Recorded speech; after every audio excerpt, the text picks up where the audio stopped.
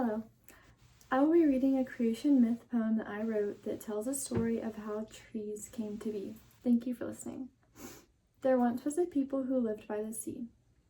The sea people fished, the sea people enjoyed the waves, the sea people built houses of rock and houses of sand. The sea people worshipped Poseidon, of course, but storms and waves would destroy their lovely houses. Poseidon did not keep the sea from the sea people's community, but Athena watched over these people. Athena was wise, and Athena had a lot of power. But her power was not as obvious as the gods who ruled over the natural world, like Poseidon. So Athena, in her wisdom, devised a plan. She wanted more respect, and Athena wanted more honor. Athena wanted it, starting with these sea people. One day, when the ocean was calm, Athena came down from the clouds. The sea people stood in awe. They sat up from the beach. They put down their boat paddles. They stopped building, and they put down all their rocks and all their sand. They stood up from the beach, and they all came to Athena. They fell down and worshipped Athena. "What can I do for you?" they asked. "How may we have helped you?" they asked. Athena said, "Worship me instead of Poseidon." But the sea people worried. This might make Poseidon angry with them. It could cause harsh waves and storms, even more so than they were already dealing with. Their houses and buildings were already struggling. How much more would they fall to the waves if these people stopped worshiping Poseidon? Athena, in her wisdom, heard all these thoughts and knew it was time to reveal her gift to them. "If you worship me over Poseidon," Athena spoke, "I will bestow upon you a great gift. Something that could protect you even if the sea rose, and even if the sea tried to destroy your buildings of rock and your buildings of sand. Something that would make your community strong, and your buildings never succumb to the waves again." This sounded great to the sea people. What could this be? And why had Poseidon never offered them this solution? They thought long and hard. If they agreed to this, Poseidon might come for them even harder than before. But when has Poseidon ever cared about their houses being knocked down? When had he offered a solution for them? So they all got together, and they talked and they talked and they talked, and they sat in the sea, and they finally came to a decision. They agreed.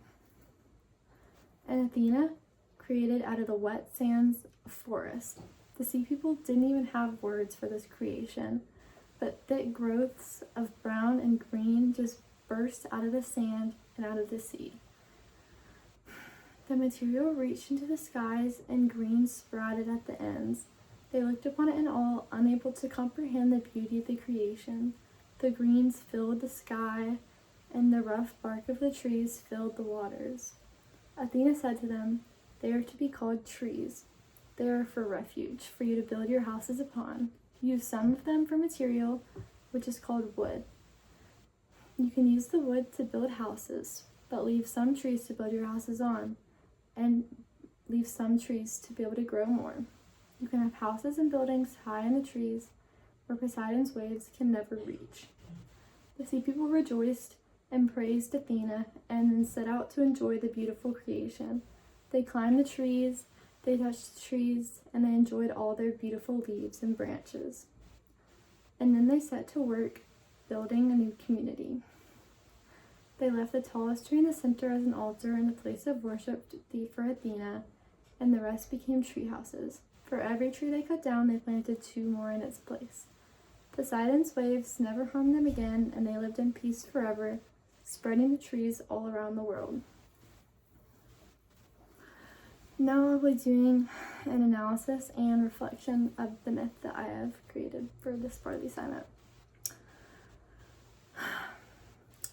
The myth that I have worked with, like I said, is one I created myself that tells a creation myth on how trees came to be. It is made up by me, but I did use Athena as the god who created trees because in true Greek mythology, she is the one who created the first tree, which was an olive tree in that story, but I imagined mine as being pine trees or just really large trees. And this myth that I wrote can suggest a lot about the culture that created it.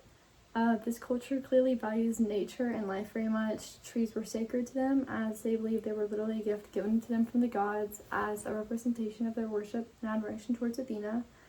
And it's also very clear they valued not over deforesting their community because of the rule of planting 2 trees for every tree cut down. So clearly it was heavily valued to keep nature growing and keep trees growing. And this culture most likely valued wood and other products of trees highly. Perhaps they were great woodworkers or architects, building complex wooden structures or anything outside of trees. And it also suggests that this culture was very curious about nature and the origins of things, because they were coming up with stories about how trees were created or how trees even really came from the heavens. And this myth also shows that the culture valued structure. Their community was probably built strongly and planned thoroughly with their tree houses, and maybe they expanded outward. And then to have this strong built community, they must have had strong leaders and really valued having organized leaders who could put together all this, like dealing with like planting trees for cutting down trees and cutting down trees and building buildings. And this myth also shows that protection of your family was a cultural norm, because the people were very upset with Poseidon that he did not protect them from the waves. So clearly it is a norm for them to be very protective of the people you love, and clearly that is shown because of how much they were upset that Poseidon didn't do that. They wanted to worship a god that did protect them. And this leads into what anxieties the myth also shows, that even though originally these people built their community off of the sea, they were afraid of the wildness and uncontrollableness that Poseidon controlled it with. And it was most important and of value to these people. They had a strong and safe place to live where they could protect their families. So yeah, that's the anxiety it shows. They were kind of fearful of the sea, and they really valued a safe place to be. The most compelling part of this myth to me is seeing people's reaction to trees, because we see trees every day and they're very normal for us and we hardly even spare them a glance. But I mean, imagine if they were gone, or if we'd never seen them before. Like, trees are amazing and they are a gift that people have grown far too used to. And this myth hopefully helps remind people of the gift that trees are, because I mean, they provide beauty, oxygen, building materials, and just there's so many uses for them that people forget, and they're so beautiful. And I can't imagine seeing one for the first time. I chose this form of writing a myth as a poem myself because I enjoy writing, and I find it much easier to write about something than to search up a myth out of the textbook or one that we've done in class to use. And I like poetry, and the myths that we've done, like my favorite myths that we've read this semester have been the ones that are written in poetry form, because I find it much easier to read and consume. And it's also like they kind of have to just put the important parts, like kind of have to put it like to its like bones, and it makes it a lot easier to understand that way, because they're just putting like the most important stuff. And yeah, I did have mine broken down into lines of poems. I'm not sure if it was very easy to hear, but the way I had it typed up, it was broken into pretty short lines. Not too short, but yeah.